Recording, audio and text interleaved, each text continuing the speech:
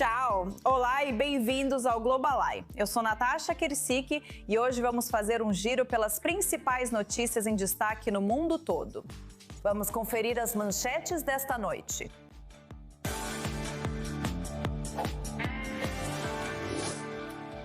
A seguir, a Turquia ainda é uma pedra angular da Aliança Ocidental? Ou o peso pesado da OTAN está começando a parecer mais um problema em meio ao aumento das tensões com seus aliados? Vamos debater exatamente isso. E o Pentágono e a SpaceX estão em um impasse acalorado sobre algo que se tornou central para a guerra moderna: o Starlink no campo de batalha. Além disso, o Canadá está vivendo um verdadeiro momento Brexit. A província de Alberta agora está oficialmente caminhando para um referendo em 19 de outubro para decidir se deve continuar fazendo parte do país ou avançar para uma futura votação sobre a separação.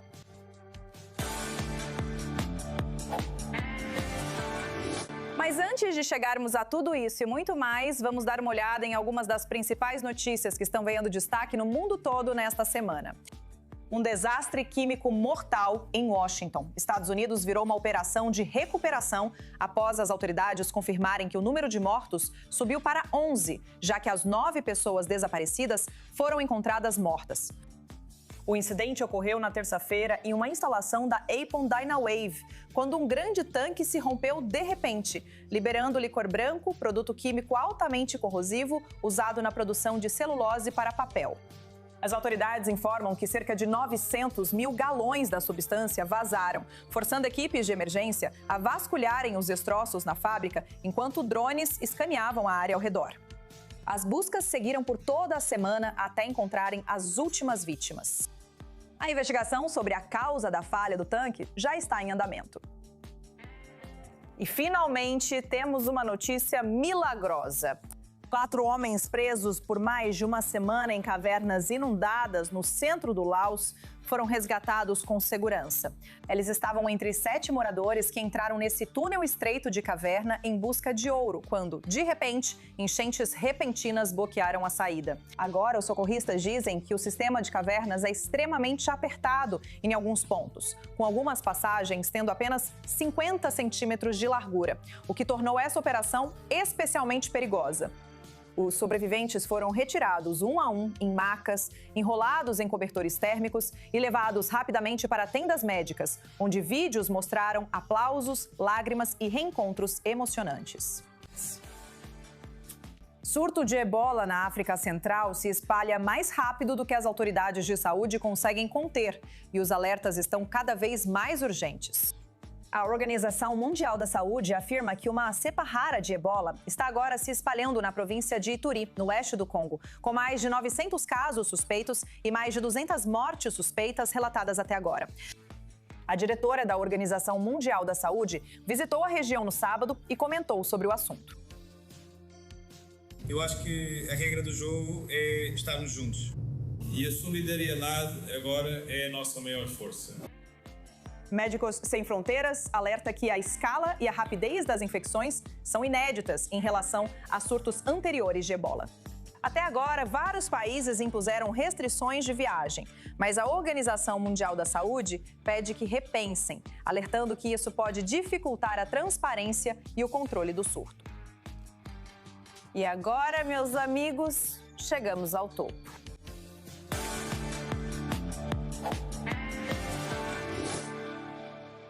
A Turquia enfrenta uma situação complicada na Aliança Ocidental. E o debate sobre isso voltou a crescer. No papel, é um peso pesado da OTAN, com as segundas maiores forças armadas do bloco e posição estratégica no flanco sudeste da Europa. Mas hoje, as tensões estão mais difíceis de ignorar, entre o retrocesso democrático e o aumento do atrito com os parceiros ocidentais. Então, a pergunta é bem simples. A Turquia ainda é um parceiro ocidental indispensável ou está se tornando um problema que a aliança não pode mais ignorar? Bem, para debater essa questão conosco hoje à noite está o coronel da reserva Rich Outs, pesquisador sênior do Atlantic Council. Jonathan Chancer, vice-presidente sênior de pesquisa, na verdade, ele não estará conosco. E a especialista em Turquia, a doutora Hay Aytan Cohen Yenarochuk. Antes de iniciarmos o debate, vamos entender um pouco o contexto. A Turquia, há muito tempo, ocupa uma das posições mais importantes na ordem de segurança ocidental. É um membro da OTAN. Ela tem o segundo maior poderio militar da aliança e fica na encruzilhada de continentes. A localização geográfica é relevante para a OTAN. A Turquia é um importante baluarte contra a Rússia, guardiã do Mar Negro e grande potência militar numa região onde a influência ocidental é cada vez mais contestada.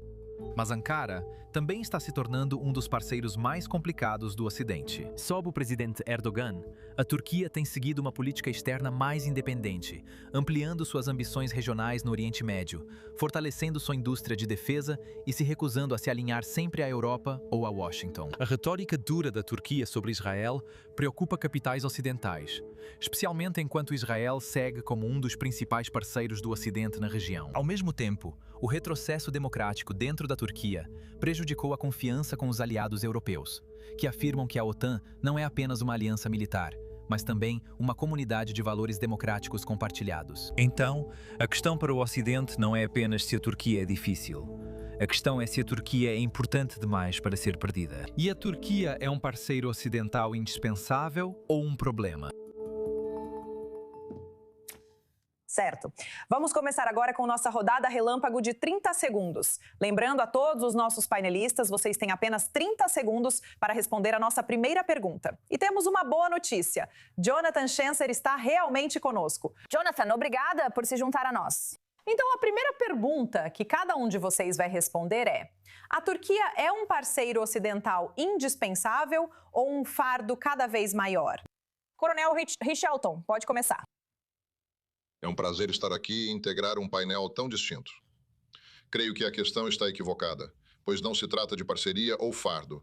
Essa dicotomia não existe. A dicotomia seria entre ativo e passivo. Se você olhar para o peso estratégico em termos de economia do G20, a segunda maior força militar da OTAN e um alinhamento sistêmico geral, não um alinhamento perfeito, mas um alinhamento sistêmico geral, então a Turquia é absolutamente um parceiro indispensável. Quando se fala do Ocidente, veja como Itália, Espanha, Reino Unido, Ucrânia, Polônia e outros estão alinhados com a Turquia.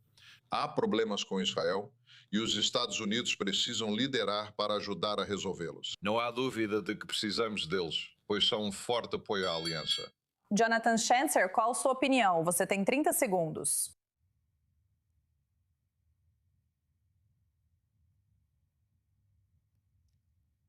Jonathan, não estamos te ouvindo. Agora sim. Eles são um completo passivo. Eles são uma completa responsabilidade. Desde apoiar o Estado Islâmico até apoiar o Hamas, lavar dinheiro para a República Islâmica do Irã, contrabandear combatentes para o Estado Islâmico. Na Síria e no Iraque. As violações dos direitos humanos no próprio país. Poxa, nós os banimos do programa F-35 porque eles adquiriram sistemas de defesa aérea russos. Isso é como colocar a raposa no galinheiro. É um desastre manter um país assim na OTAN. Por fim, doutora Kayeitan Koheniano Rochak, qual sua opinião? Você tem 30 segundos.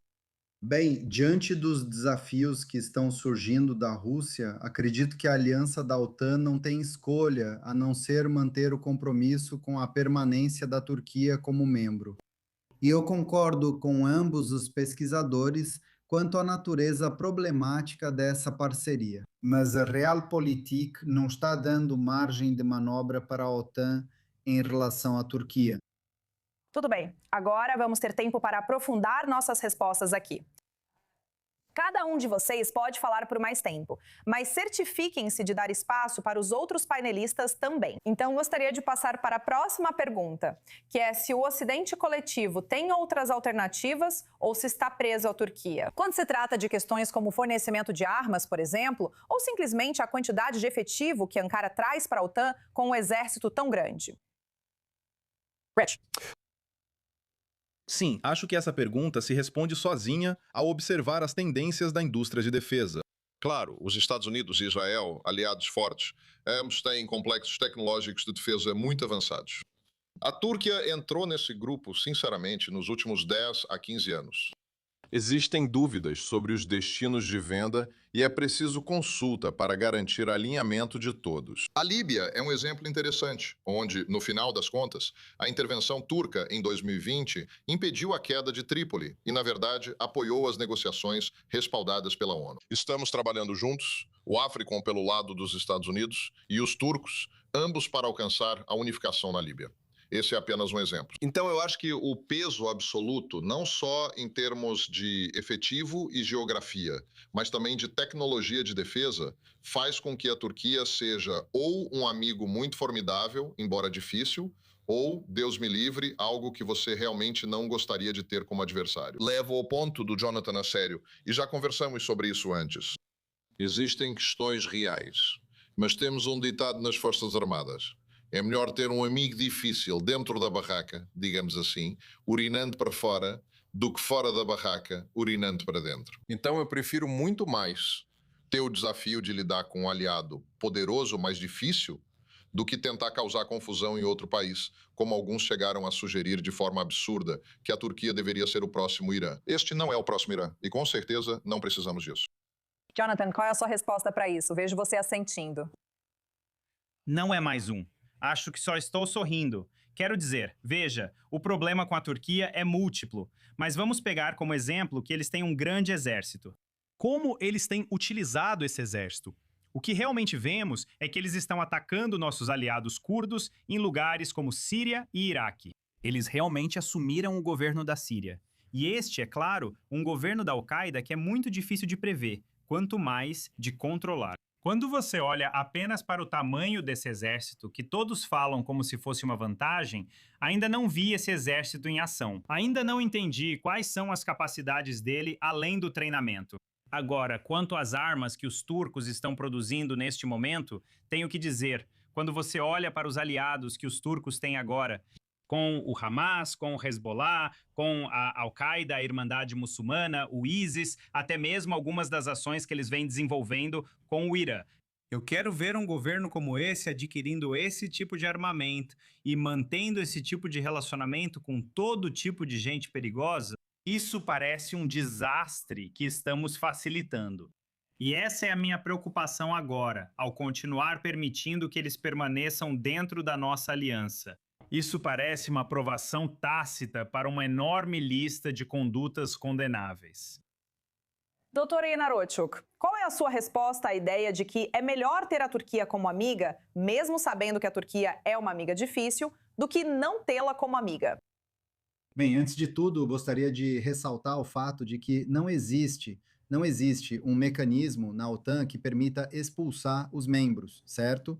Então, antes de tudo, sim, agora estamos discutindo se a Turquia é um aliado confiável ou não é um aliado confiável. E eu concordo com o Jonathan, por exemplo, em relação à posição da Turquia na Síria e ao seu relacionamento próximo com o Hamas. Mas nós também devemos falar sobre os fatos concretos. Como não existe esse tipo de mecanismo na OTAN, infelizmente, estamos apenas especulando. E até o dia em que a União Europeia agir e formar seu próprio exército. Até esse dia, não acredito que possamos realmente falar sobre uma alternativa à OTAN. Hoje, esse enorme exército do qual você está falando está muito ocupado em dissuadir a Grécia. A Grécia é considerada uma parceira, uma aliada da Turquia na OTAN. Mas quando olhamos para a política turca, o mesmo exército está realizando exercícios militares. O mais recente exercício militar, FS 2026, foi uma mensagem muito clara contra a Grécia. Novamente, quando olhamos para o parlamento turco, nos próximos dias eles vão discutir um novo projeto de lei sobre a delimitação marítima. Você sabe, fronteiras em relação à Grécia, eles podem tomar decisões unilaterais contra seus aliados da OTAN. Resumindo, até que a União Europeia defenda suas próprias fronteiras marítimas e forme uma nova aliança que exclua a Turquia. Acho que todos nós vamos especular.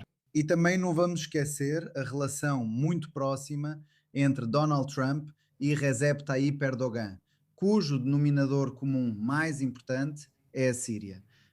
Pela primeira vez, graças a Erdogan, vemos que os Estados Unidos são, você sabe, capazes de entrar na Síria pela primeira vez. Então, há muitos fatores importantes em jogo aqui. Tudo bem, eu quero, passar para Shanes. Ou seja, você acredita que Ankara busca substituir as influências ocidentais tradicionais no Oriente Médio ou apenas ocupar o espaço deixado por outros? E se aproveita sua participação na OTAN, no fim, para obter vantagem e adotar uma política externa mais independente? Eu acho que neste momento, os turcos, pode-se dizer, estão na aliança da OTAN e ao mesmo tempo estão fora dela.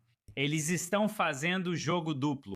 E eu acho que esse é um dos principais problemas com um regime que é islâmico por natureza e, na verdade, anti-ocidental de várias maneiras em sua própria essência. Ele consegue transitar com facilidade entre os dois lados. E eu acho que isso é realmente um grande problema. Meu conselho de longa data sobre isso é realmente dialogar com os turcos. Algo que eu não me lembro da última vez que fizemos de forma séria e aberta, dizendo que eles precisam escolher entre a Irmandade Muçulmana e o islamismo e o Ocidente. Mas quando você observa a postura deles na região, isso é o que preocupa, certo? Quero dizer, eles têm influência e acesso em Gaza por meio do Hamas. Eles têm financiado e armado o Hezbollah nos últimos meses, o que é algo extremamente alarmante. E por isso, agora eles têm uma influência enorme em um Líbano muito fragilizado. Eles têm controle sobre o governo da Síria, que, novamente, tem a Al-Qaeda em seu núcleo. Eles continuam a se envolver em hostilidades contra os curdos na Síria, assim como no Iraque. Eles têm uma grande base aérea no Catar, que, claro, é patrocinadora da Irmandade Muçulmana, do Hamas, do Talibã e da Al-Qaeda. Existe uma parceria em curso ali. Os turcos têm uma quantidade enorme de tropas militares espalhadas pelo chifre da África e continuam se envolvendo em todo tipo de confronto imprudente com os gregos e os cipriotas. Você já mencionou que eles estão em conflito com esses dois países, membros da União Europeia e dessa aliança mais ampla que tentamos estruturar. Ao analisar tudo isso, percebe-se que ideologicamente não estão alinhados. E além disso, eles têm destacamentos por toda a região, onde conseguem tentar impor suas próprias visões e preferências para a região. Acho que estamos caminhando para uma crise e para a falta de atenção. Parabéns por organizar este painel, pois há pouca atenção para esse problema crescente. Acho que vamos ter um choque de realidade com os turcos. Coronel da Reserva, Rich Alton, como responde ao que Jonathan Chinzer disse agora? Jonathan está certo. Estamos indo para uma crise. Mas acredito que a crise está entre Jonathan e os fatos. Porque quando Jonathan fala sobre a Turquia indo contra os curdos no Iraque, isso é risível. Os turcos têm uma relação tremenda com os Barzanis e com a região do Kurdistão do Iraque. E isso já dura pelo menos 10 anos. Então também, ao falar sobre uma presença militar não ocidental, pergunte aos italianos, pergunte aos espanhóis, pergunte aos poloneses, pergunte aos ucranianos, pergunte aos azerbaijanos, que são amigos em comum de Israel e da Turquia.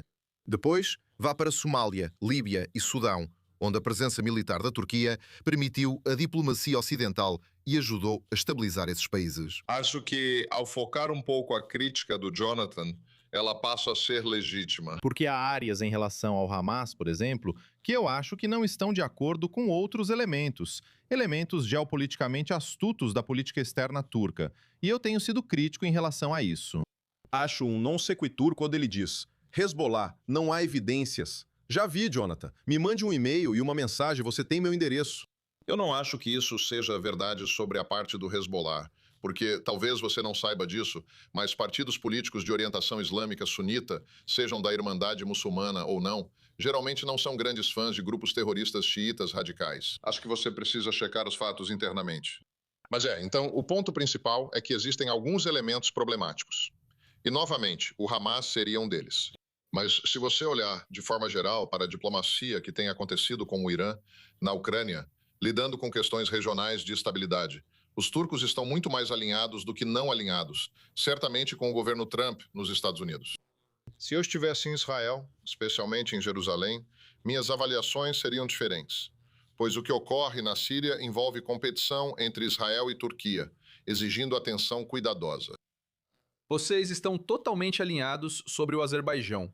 Israel e Turquia são grandes apoiadores e aliados do país. Então, Jonathan está exagerando um pouco quando se trata do grau de alinhamento e desalinhamento. Bem, Jonathan, na verdade eu vi não só o Jonathan, sabe, balançando a cabeça em clara discordância, mas também a doutora Yana Rochak, sabe? Jonathan, quero te dar uma chance de responder a essas acusações antes de passarmos para a doutora. Olha, bem, acho que os fatos agora falam por si só, certo? Este é um regime alinhado à Irmandade Muçulmana. Eles estão trabalhando de perto com os catares. Eles estão, neste momento, acredito eu, tentando preencher um vácuo que está sendo deixado pela República Islâmica. E sabe, antes de começarmos a falar sobre como islamistas sunitas não trabalham com islamistas xiitas, olhe para os 20 bilhões de dólares que os turcos lavaram em nome da República Islâmica no auge do impasse nuclear entre 2012 e 2015. Esse era um grande banco, o segundo maior banco estatal da Turquia. Chama-se Halkbank. Procure saber, Rich. Você vai ver que havia uma coordenação próxima entre esses dois governos. Na verdade, os iranianos estavam enchendo os bolsos do regime de Erdogan. Eu ainda não terminei de falar aqui, certo? Ao observar como eles se posicionaram na região, percebe-se que isso não segue a ordem mundial dos Estados Unidos. Se quiser destacar o Azerbaijão como ponto positivo, vá em frente. Esse país atualmente não tem grande relevância no Levante, nem nas principais preocupações sobre a Guerra de Sete Frentes. Os turcos têm defendido a formação de um exército pan-islâmico para se levantar contra Israel e alguns de seus aliados no Golfo. Esse não é um bom governo com o qual se deva trabalhar. Falando em Israel, na verdade, eu quero agora passar para a doutora Yana Luchak, mais especificamente sobre como a retórica contra Israel se encaixa em tudo isso. Obviamente, Israel há muito tempo é um pilar fundamental, um aliado-chave do Ocidente como um todo. E está muito, muito claro para todos nós que a Turquia não é fã de Israel. Bem, desde 7 de outubro, infelizmente, todos nós vimos que a Turquia começou a destacar Israel como a principal ameaça à segurança nacional da Turquia. E isso é muito lamentável, porque Israel não tem nenhum tipo de aspiração em relação à integridade territorial da Turquia. Mas ainda assim, diariamente, estamos vendo que a liderança turca está lançando uma campanha de deslegitimação tanto contra o primeiro-ministro de Israel de forma intencional, em nível pessoal. E também estamos vendo que eles estão fazendo isso também contra o próprio Estado e outras autoridades importantes. Então, Jonathan disse algo muito importante e eu acho que isso deve ser destacado. A Turquia, infelizmente, hoje em dia está muito ocupada formando uma aliança militar estratégica contra o Estado de Israel. No ano passado, em março, a Turquia lançou uma nova iniciativa chamada Os Vizinhos da Síria. Essa iniciativa deve ser vista como o núcleo de uma OTAN islâmica sunita, que é projetada para dissuadir o Estado de Israel, usando, você sabe, os vizinhos da Síria, incluindo o Líbano, que foi mencionado novamente por Jonathan, e também a Jordânia. E não nos enganemos quanto ao grande plano deles. O Egito também está incluído nessa visão, e estamos vendo alguns planos. O jornal porta-voz do governo da Turquia, você sabe, o Yeni Shafak, se você olhar para esse jornal, há um artigo muito conhecido que apareceu com o nome: "E se um exército muçulmano fosse formado contra o Estado de Israel?" Por favor, pesquise no Google. E, infelizmente, depois de 7 de outubro, nós em Israel levamos as ameaças de outros países de forma muito séria. Um dos efeitos colaterais mais relevantes de 7 de outubro é esse. Rich, o que acha dessa OTAN islâmica sunita? Passei 4 anos em Israel, inclusive em programas sensíveis de proteção à segurança israelense e aos interesses americanos na região. Eu levo a estabilidade da região muito a sério. E os Estados Unidos, claro, têm como prioridade bipartidária garantir a segurança de Israel, mas também é de interesse bipartidário que tenhamos um sistema de alianças estável que funcione em toda a região. Isso inclui a Turquia, inclui o Golfo, inclui Israel. Não é do interesse de ninguém que as coisas tenham chegado a esse ponto. Mas eu só preciso destacar. Houve um período após 7 de outubro que foi um pouco diferente. Foi muito curto. Mas houve um período em que o tom da Turquia sobre isso era diferente. Os turcos têm uma sensibilidade particular em relação a Gaza e à percepção do sofrimento dos civis em Gaza. Conforme a guerra avançava em Gaza, novamente eu e a maioria dos americanos apoiamos o direito de Israel de perseguir o Hamas lá. A ausência de uma estratégia política eficaz em Gaza enfraqueceu Israel, afastando países interessados nos acordos de Abraão e até a Turquia. E em um mês eles mudaram de tom.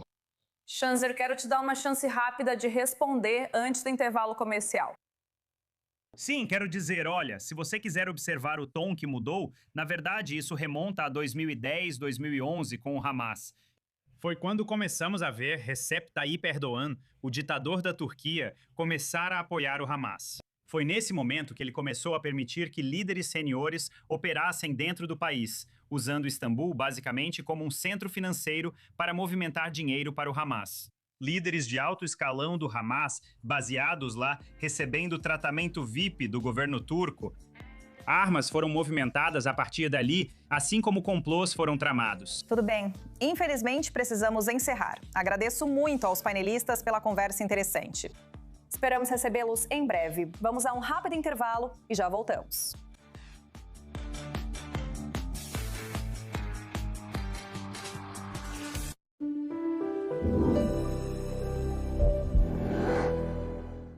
It's just something that you're gonna have to feel for yourself. Experimente o verdadeiro remédio para a sua dor e rigidez. Ligue agora!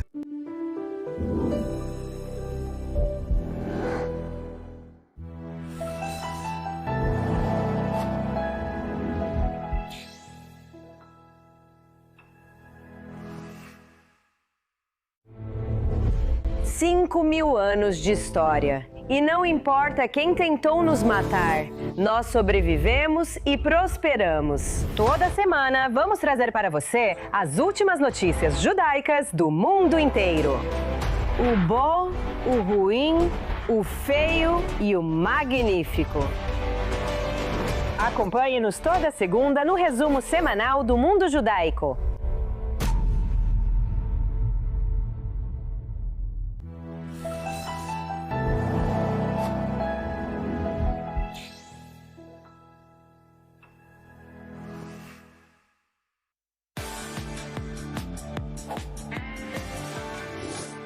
E estamos de volta ao Global Eye. Eu sou Natasha Kirsik e obrigada por continuar conosco. Agora, Israel diz que capturou um dos locais mais simbólicos e estratégicos no sul do Líbano, o castelo de Beaufort. Isso ocorre enquanto sua ofensiva terrestre avança mais em território historicamente ligado ao Hezbollah. A fortaleza medieval no alto do Vale do Litani é disputada há décadas por sua vista privilegiada do sul do Líbano e norte de Israel.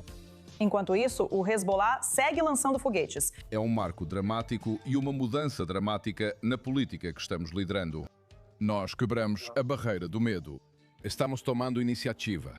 Estamos agindo em todas as frentes na Síria, em Gaza e no Líbano. Estabelecemos zonas de segurança além das nossas fronteiras para proteger nossas comunidades. Isso ocorre enquanto o Hezbollah intensifica o lançamento de foguetes e drones contra Israel nos últimos dias. E na América do Sul, os colombianos participam de uma eleição presidencial decisiva, que serve como referendo sobre uma questão importante: paz ou pressão? 10 anos após o acordo de paz com as Farc, a violência volta com ataques de drones, ataques armados e até um assassinato político na campanha eleitoral. Agora, os eleitores estão escolhendo entre caminhos radicalmente diferentes. Um dos principais candidatos quer apostar ainda mais na estratégia de paz total do presidente Petro, tentando negociar com grupos armados. Mas seus rivais dizem que essa abordagem fracassou e estão pedindo uma repressão muito mais dura, ao estilo de El Salvador. E um drone russo destinado à Ucrânia agora cruzou um novo e perigoso limite, atingindo um prédio residencial dentro do território da OTAN, na Romênia, e ferindo 2 pessoas. As autoridades dizem que o drone foi acompanhado em tempo real durante a noite, enquanto cruzava o espaço aéreo romeno, antes de cair em um prédio na cidade portuária de Galatsi, no Danúbio, provocando um incêndio e forçando evacuações. A Romênia enviou caças, mas não agiu antes do impacto. Bucareste considerou isso uma violação grave e expulsou um diplomata russo. Enquanto isso, a OTAN está agora em alerta ao longo de sua fronteira leste, enfatizando que defenderá cada centímetro do território aliado. Nós não podemos simplesmente dizer que nós, como membro da OTAN, não precisamos investir mais, mas devemos nos preparar para ameaças. Romênia e Europa agem corretamente. Moscou, por sua vez, nega a responsabilidade, com Vladimir Putin sugerindo que a origem do drone ainda não está clara e pedindo uma investigação objetiva. Para membros da OTAN na fronteira, isso reforça que a guerra na Ucrânia já não está contida. Ela já está esbarrando na própria aliança. Grandes artistas desistiram de um importante festival planejado para celebrar os 250 anos dos Estados Unidos, alegando terem sido enganados sobre o real significado do evento. A Freedom 250 Great American State Fair, que está programada para acontecer no National Mall em Washington neste verão, a partir de junho, foi anunciada como uma celebração apartidária. Mas agora, artistas como os Commodores, Bret Michaels e Martina McBride desistiram, dizendo que os vínculos políticos não estavam claros quando aceitaram participar. E isso porque o grupo por trás do evento foi lançado no ano passado pela administração Trump e o presidente nomeou sua CEO. O presidente chamou os existentes de terceira categoria e pensa em fazer um comício no mesmo horário e local. Agora vamos destacar algumas das principais notícias do mundo que você pode ter perdido esta semana.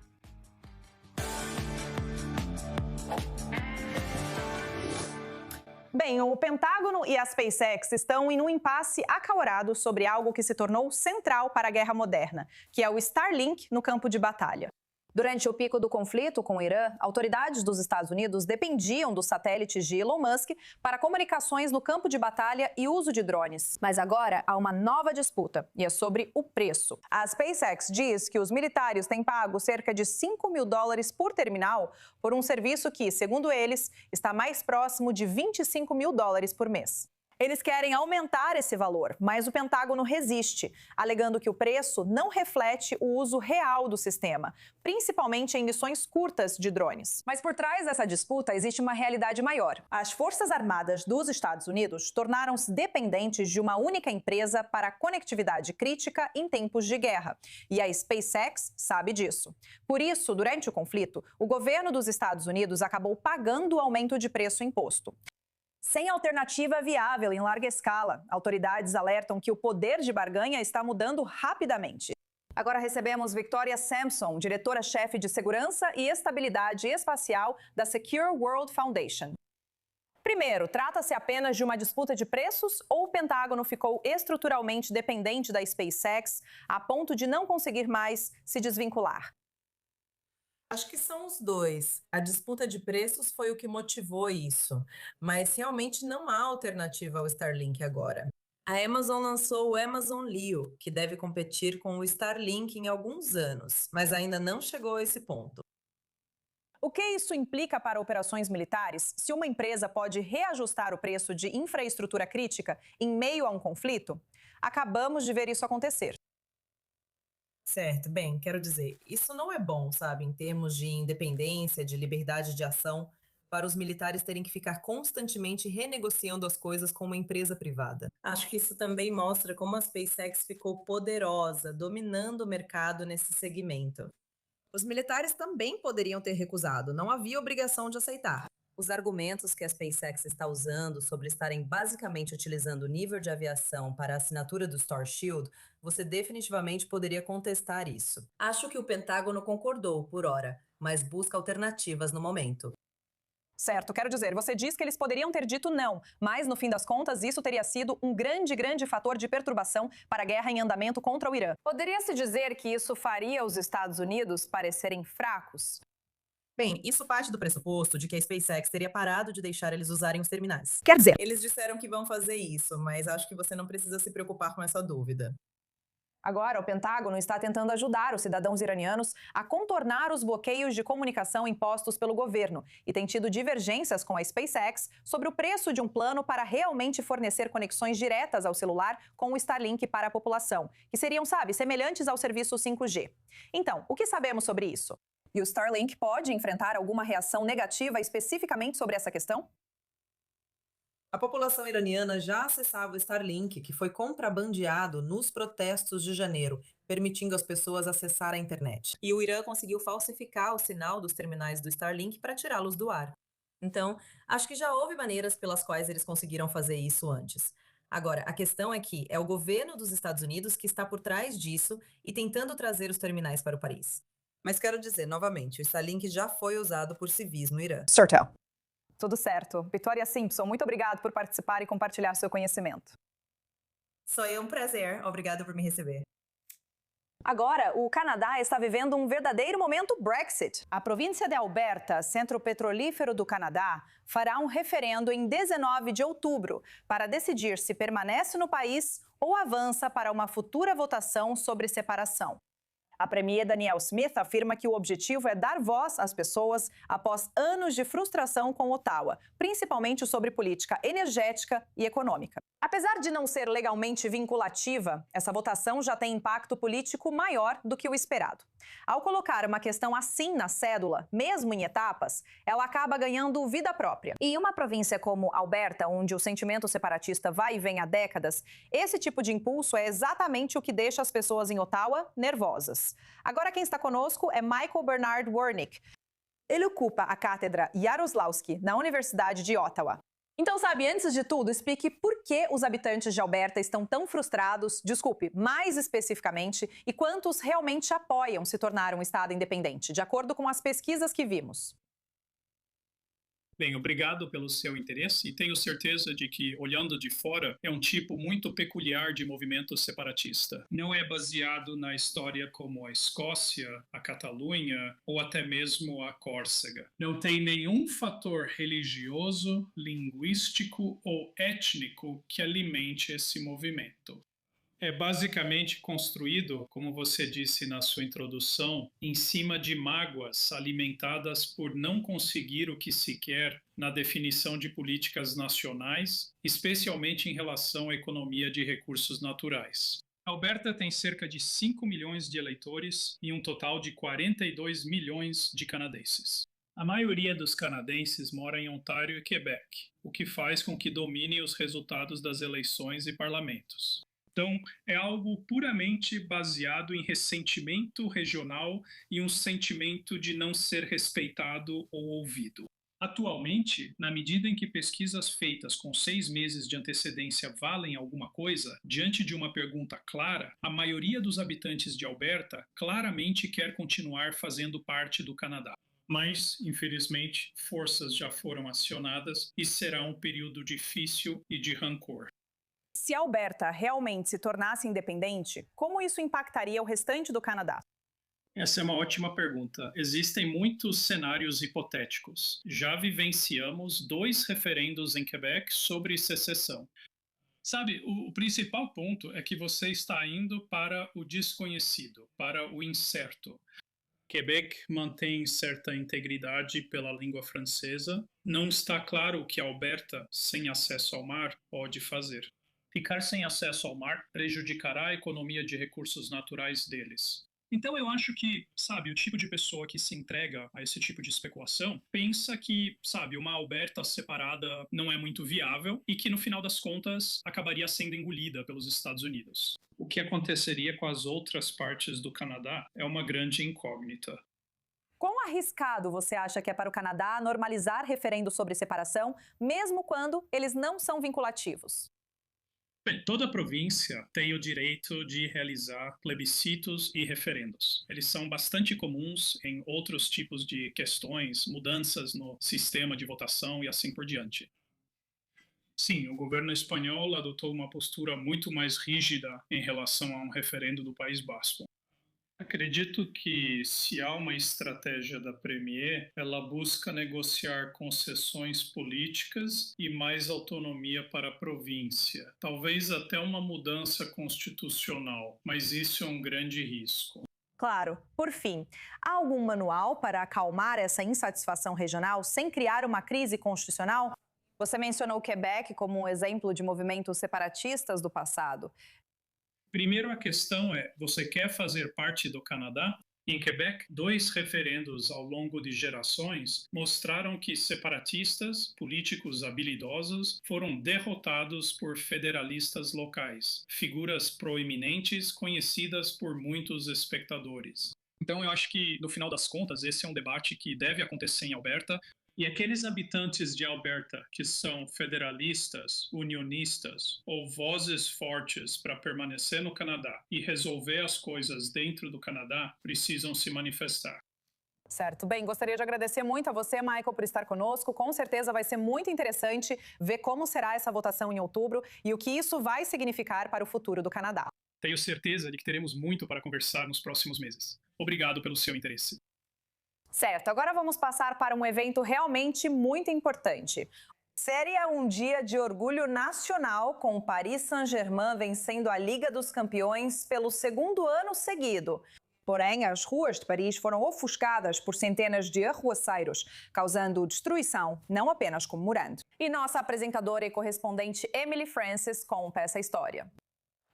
O que deveria ser uma celebração da vitória do Paris Saint-Germain sobre o Arsenal da Inglaterra na Liga dos Campeões, em vez disso, acabou se tornando uma cena de completo caos nas ruas. Centenas de policiais de choque tiveram que ser chamados para tentar controlar os vândalos, mas foram atacados com sinalizadores e projéteis. Embora tenham conseguido fazer algumas prisões durante o dia, a violência continuou até altas horas da noite, com a polícia tendo que usar gás lacrimogênio para dispersar a multidão.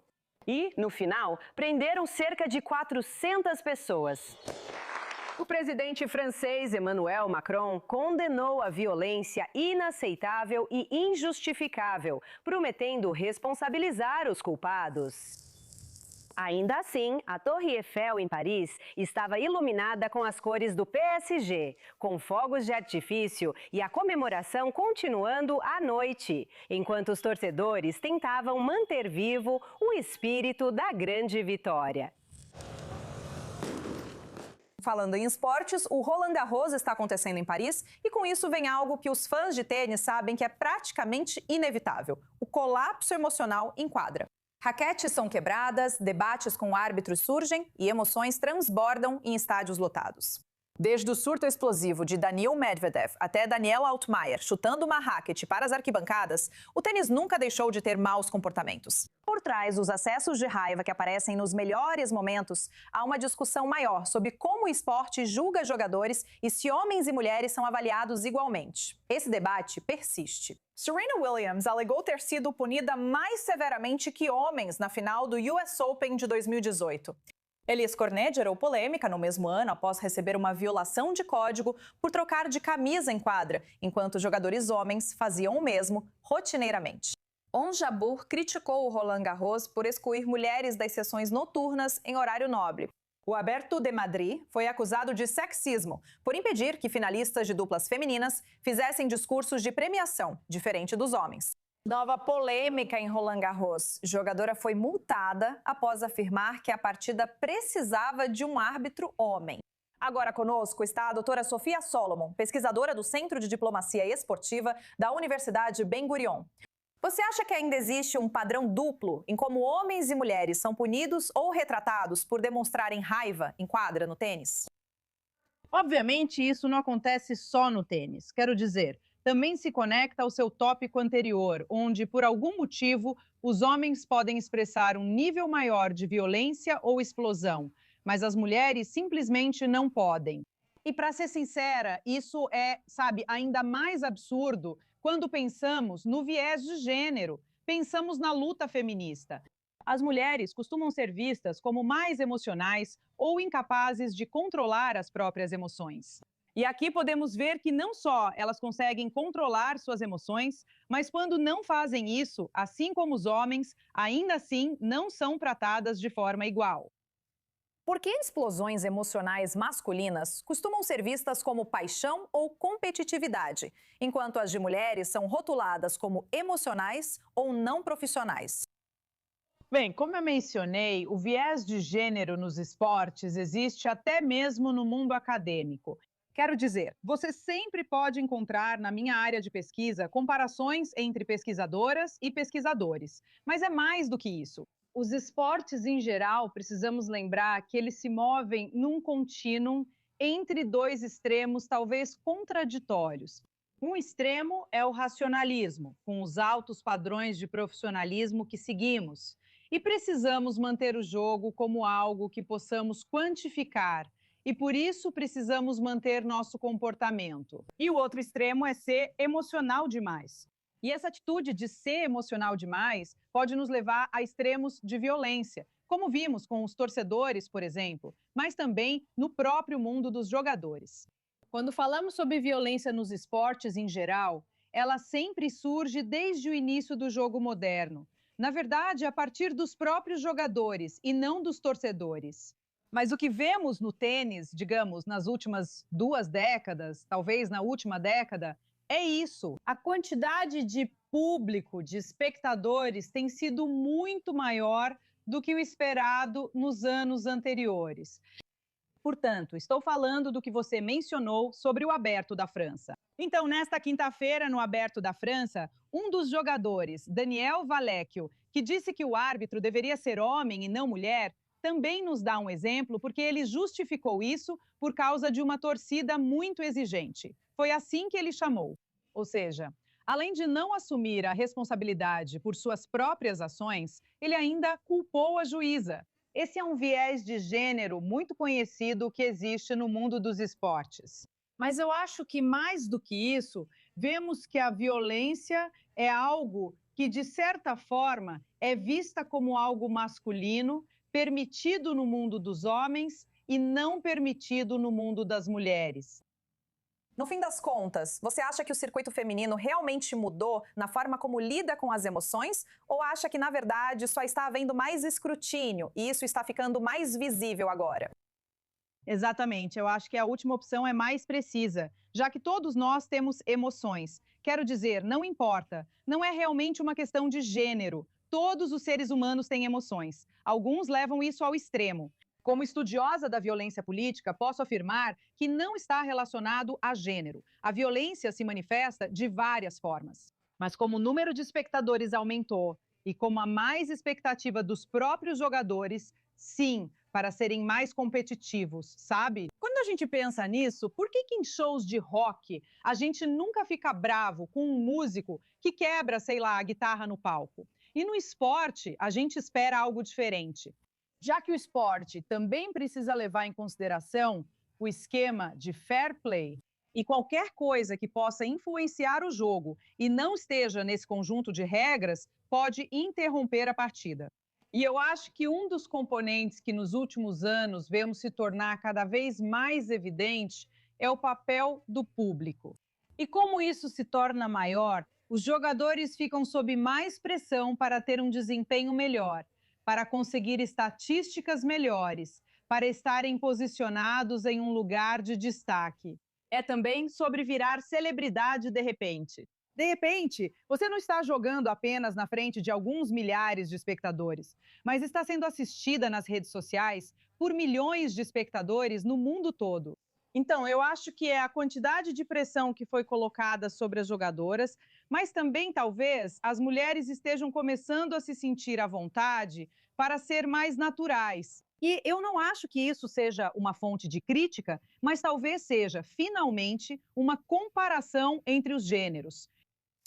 Agradeço muito por participar conosco, doutora Solomon. Foi interessante ouvir sua opinião. Obrigada por me receberem.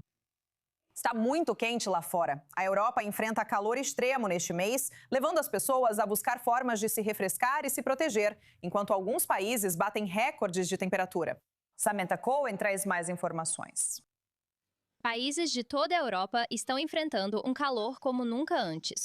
Em Londres, o recorde para o mês de maio foi quebrado com impressionantes 34 graus Celsius, ou 94 graus Fahrenheit, registrados no Jardim Botânico de Kew, em Londres. Perto de Auxerre, na França, o calor chegou a 37 graus Celsius, ou 99 graus Fahrenheit. O calor intenso levou muitos a buscar alívio em diferentes locais, e nem todos se incomodam com esse calor recorde. Eu acho incrível para o começo do verão, e nós já estávamos no verão. Eu acho que a gente precisa do calor. Os turistas estão enfrentando o calor intenso para ver os pontos turísticos sobre os quais ouviram tanto falar. Bem, eu tento beber bastante. Procuro beber muita água, manter a hidratação e buscar lugares com sombra. Não esperava por isso. É minha primeira visita e sempre dizem que é frio. Que é nublado, chuvoso, e eu tive dias incríveis, de verdade. Mas bem, eu gosto do calor, eu gosto de caminhar no sol, então estou feliz, estou muito surpresa.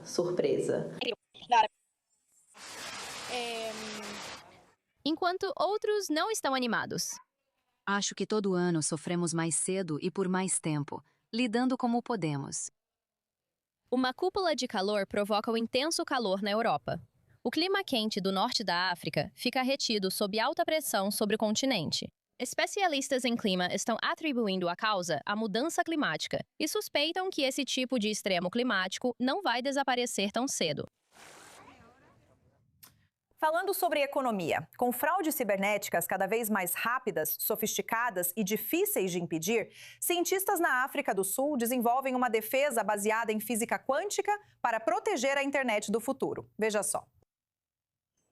Na Universidade de Witwatersrand, em Joanesburgo, estudantes vão às aulas enquanto pesquisadores do Departamento de Física desenvolvem tecnologia que pode revolucionar a circulação de dados no mundo. Em um laboratório escuro, repleto de lasers e equipamentos ópticos, o professor Andrew Forbes e sua equipe experimentam a comunicação quântica, área que usa o comportamento das partículas para tornar a transferência de dados mais segura. O objetivo não é apenas tornar os sistemas atuais mais rápidos, mas construir redes onde qualquer interferência possa ser detectada no exato momento em que ocorre. Quando eu gero essas duas partículas quânticas e elas seguem em direções diferentes, por esses dois caminhos distintos, se alguém interceptasse uma delas e fizesse algo com ela, eu perceberia isso na minha outra partícula.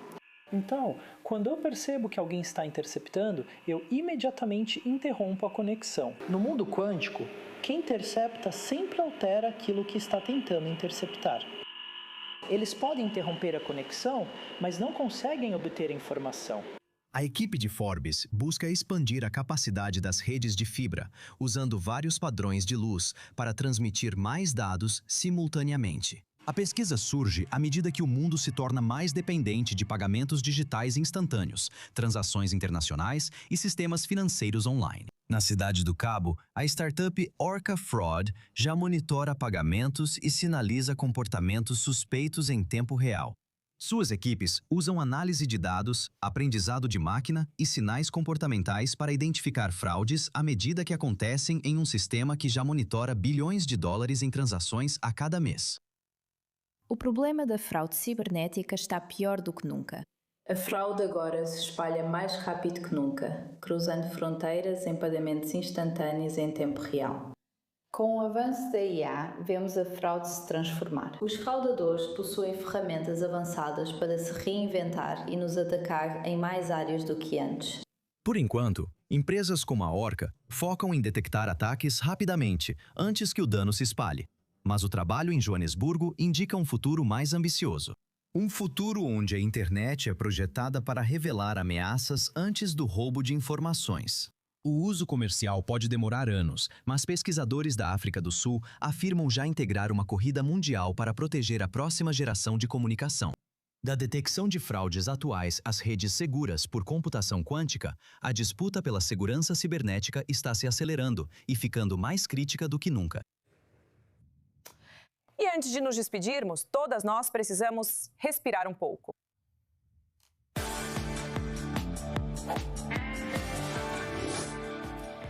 Se você precisa de uma pausa das notícias de guerra e política, isso pode ajudar. Mais de 30 filhotes de tigre siberiana em perigo de extinção nasceram nas últimas semanas em um centro de reprodução no nordeste da China, dando aos conservacionistas uma rara boa notícia. Uma boa notícia. Esses filhotes pequenininhos estão sendo mantidos em incubadoras aquecidas. Eles são alimentados com mamadeira o tempo todo. Eles são cuidadosamente monitorados enquanto passam pela fase mais frágil da vida. Hoje, os tigres siberianos estão entre os animais mais ameaçados do mundo, restando poucos na natureza na Rússia e nordeste da China. Mas as autoridades dizem que o centro de reprodução, que começou com apenas 8 tigres na década de 1980, agora já ajudou a criar mais de 1.100 deles. E eu tenho que dizer, eles são tão fofos. Certo, meus amigos? Isso é tudo por aqui no Global Eye. Eu sou Natasha Kirchhoff. Obrigada por nos acompanhar. Nos vemos na próxima semana.